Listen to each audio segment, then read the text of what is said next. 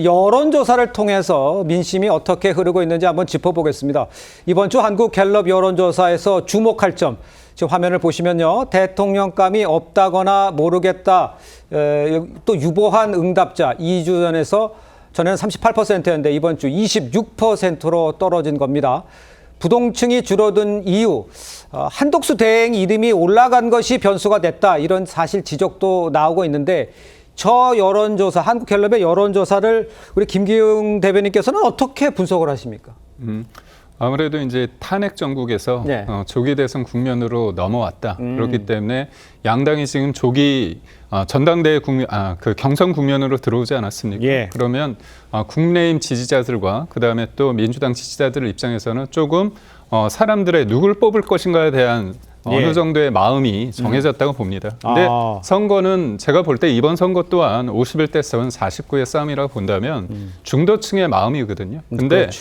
한독수 권한대행에 대한 사람들의 어떤 평가가 뭐냐면 이게 뭐 지난주에 몇몇 국민의힘 의원들이 연판장을 돌려서 이게 갑자기 붐이 일어난 게 아닙니다. 예. 사실상 지난주에 뭐 화요일 날 기점으로 해서 트럼프 대통령과의 어떤 통화 그 예. 이후에 있어서 관세 문제를 잘 풀고 있다는 국민들의 어떤 여론이 있었던 거거든요. 예. 그러니까 결국 이번에 국민의힘이 토론 주제가 미래 청년과 사회 통합입니다. 그렇죠. 미래 청년은 뭡니까? 성장 아닙니까? 근데 지금의 성장 담론이 단순히 기업을 성장하는 걸 넘어서 네네. 관세 부분이 굉장히 중요해졌습니다. 그래서 이 문제를 가장 풀 사람이 누군가? 그런 한덕수라는 사람을 떠오르고 또 사회 통합에 있어서 이 통합적 리더십을 구현할 사람이 누구인가? 예. 그러면 이분이 전주 출신인데다가 진보 정부와 보수 정부에서 다 역할을 하지 않았습니까? 예. 그렇다면 이 통합과 성장, 네. 관세 이런 이른바 시대 정신을 구현할 수 있는 그런 담아낼 수 있는 사람이라고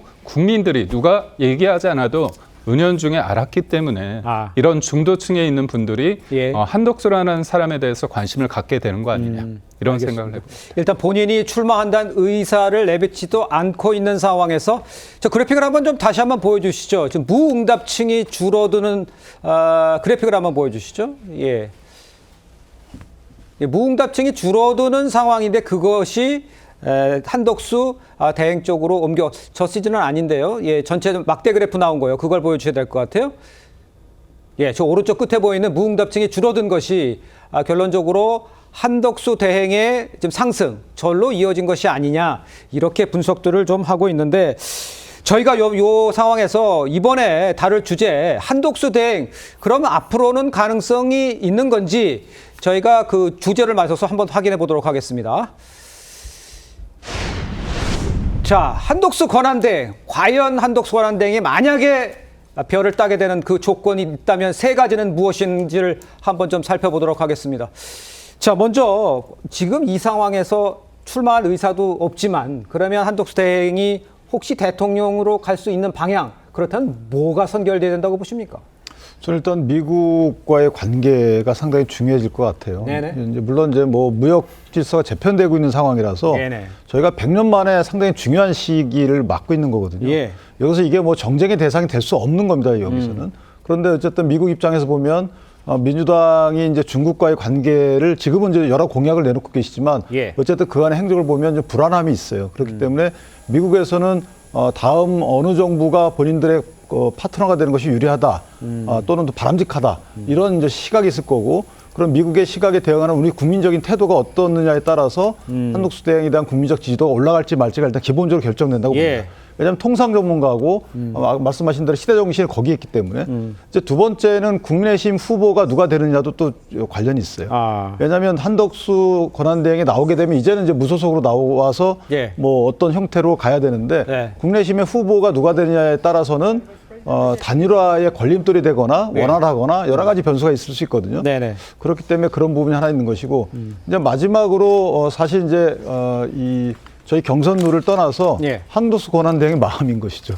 본인의 의지. 본인의 이제 의지가 내가 나가겠다 여부에 대해서 예. 결심이 가장 중요한 것이고 나머지 이제 두 가지는 그 부대적인 정치 상황이다, 이렇게 말씀드릴 수 있습니다. 알겠습니다. 부대적인 정치 상황 두 가지와 함께 본인의 의지, 이렇게 해주셨는데, 우리 신현영 전 의원께서 보시기에는 한독수 대행은 그러면 어떤 배경이 상황이 돼야 일종의 그 대선 후보까지 나갈 수 있는 상황이 될 거라고 보십니까? 지금 결정을 유보하고 있는 이유는 본인의 아마 지지율 계속 여론조사의 추이를 자세히 관찰하고 있지 않을까 여론이다? 싶습니다. 예. 네. 그래서 8월의 행보를 보면 지금은 총리의 행보, 권한대의 행보이기보다는 예. 대선 주자로서의 행보를 많이 하고 있는 거 아니냐.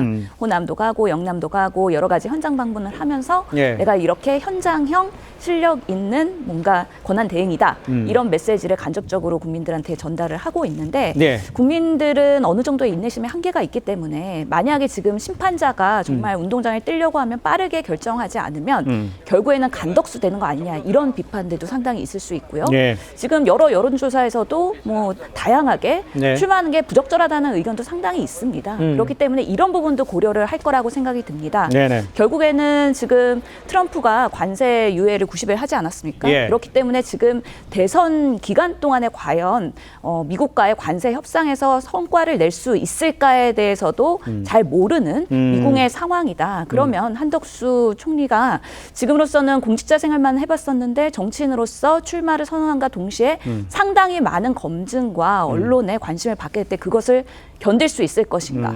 본인이 그럴 만한 가치가 있는 것이냐? 그리고 내가 보수의 뭔가 표상으로 나왔을 때 단일화를 통해서 네. 이재명 후보를 이길 수 있을 것인가까지 냉철하게 분석을 해서 이길 가능성이 있다고 판단하면 나오지 아니면 그냥 무모한 도전을 하지는 않을 것 같다라는 생각이 듭니다. 알겠습니다. 지금 패널들 얘기를 쭉 듣고 있습니다만 좀 그래픽 올려주시면 크게 세 가지 정도로 요약할 수가 있을 것 같아요.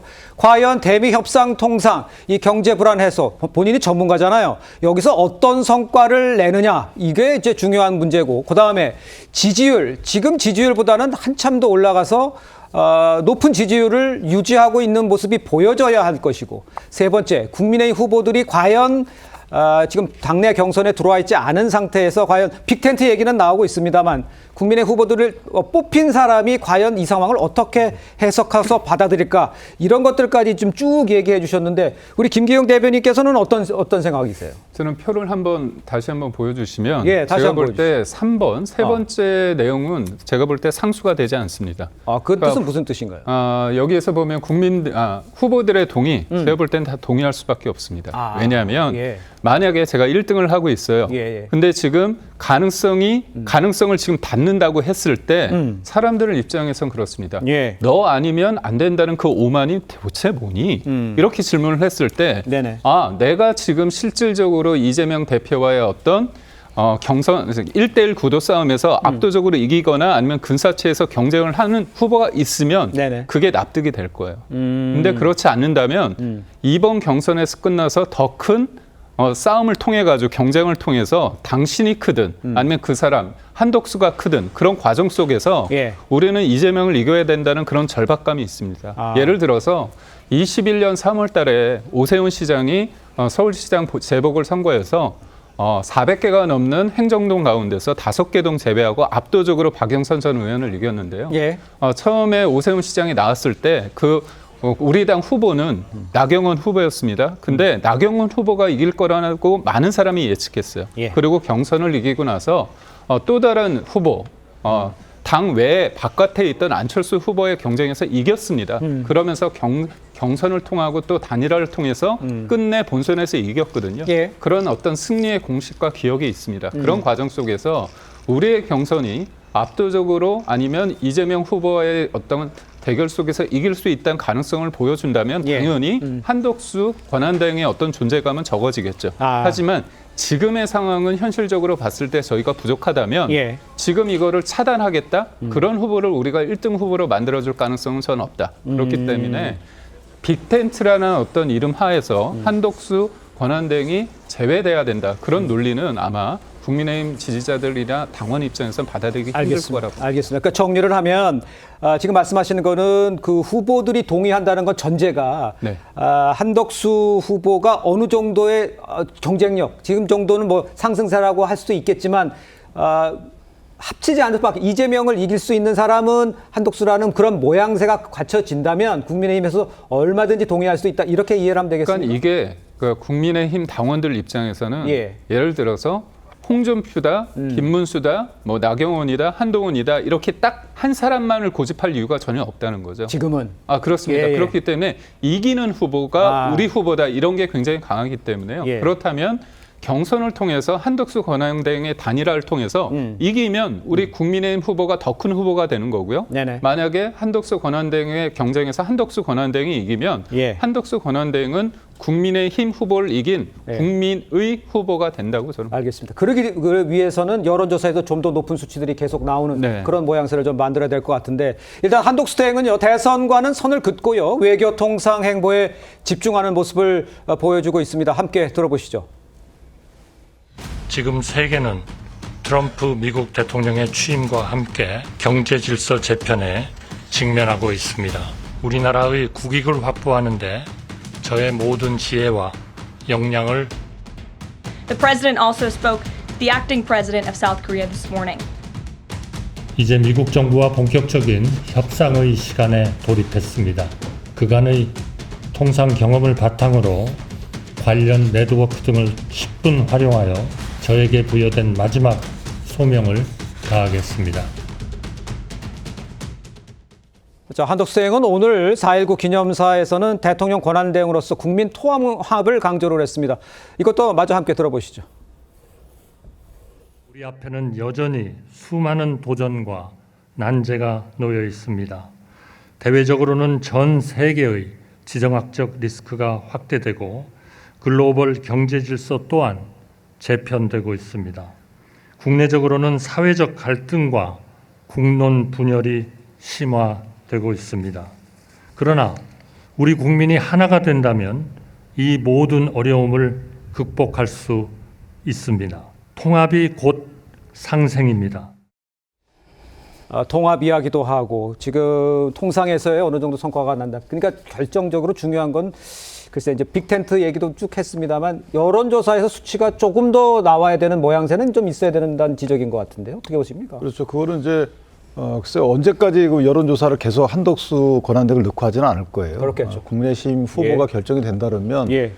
이제 그 공직 그 사퇴 시한이 5월 4일이기 때문에 불과 뭐 2, 3일 정도뿐이 안 남았거든요. 그때가 아마 이제 분수령이 될 것 같고 네. 어쨌든 한덕수 권한대행이 만약에 출마를 결심하게 된다면 그 계기는 지금 한 것처럼 현 시대 정신이 이제 국제 무역 질서 재편에 저희가 유리한 고지를 점하는 부분하고 예. 그다음에 이제 갈등이 거의 뭐 정치인만 좋으라고 진영 갈등이 고착화돼 있잖아요.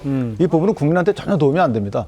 정치인들은 본인 지지층이 정치인이 어떤 행위를 하더라도 지지층은 다 용서를 한다. 네. 이런 식의 어떤 사고방식이 고착돼 있는 것 같아요. 그러다 보니까 이게 생산적인 정치 활동이 안 되고 그러니까 대의기구도 국민 불신이 커지고 심지어는 재판소마저 국민들이 불신을 하게 되는 상황이잖아요. 그러면 가장 먼저 할 것이 이제 통합이다라고 본인이 주장을 하는 것 같고 네. 저 본인의 주장에 대해서 국민들이 만약에 동의하게 되면 지지율이 올라가겠죠. 그 지지율이 올라가게 되면 또 본인도 결단하겠죠. 예. 이런 이제 선순환의 과정이 있을지 아니면 그렇지 못할지 뭐 지켜볼 포인트 같습니다. 강성필 부대변인은 어떻게 보세요? 아직은 뭐 얘기를 전혀 안 하는 상태에서 나온 상황이라 근데 이제 국민의힘이 좀 아쉬운 게 여론조사를 좀 보고 싶은 것만 보는 것 같아요. 그렇습니까? 그러니까 한덕수 권한대행에 대해서 우리 국민들이 출마하는 거에 대해서 어떤 입장을 가지고 있는지 전혀 안 보는 것 같아요. 제가 알기로는 국민들 상당히 부정적으로 봅니다. 그렇기 때문에 지금 나중에 단일화를 하냐 빅텐트가 되냐 이거 중요한 거 아니에요. 그 전에 한덕수 권한대행이 출마의 명분이 없어요.